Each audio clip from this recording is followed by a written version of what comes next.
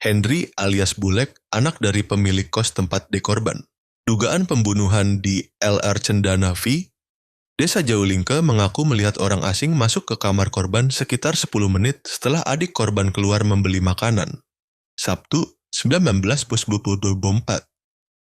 Dia mengatakan bahwa saat itu dirinya sedang mengumpulkan sampah dedaunan dan hendak dibakar di luar kos-kosan tersebut.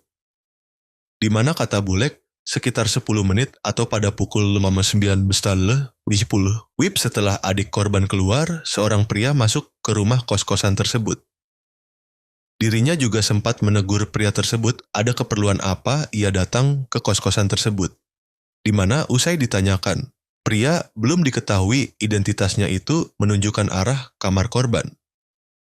Dia mengatakan pria misterius itu tak lama berada di lokasi.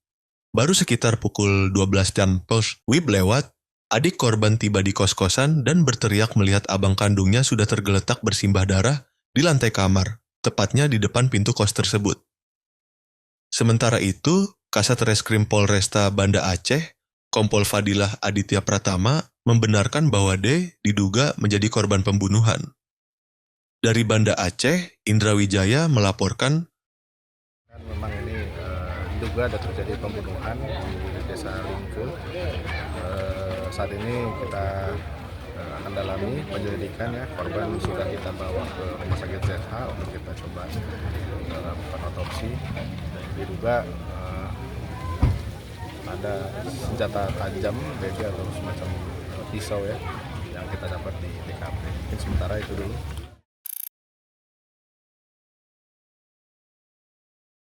Download Tribun X sekarang, menghadirkan lokal menjadi Indonesia.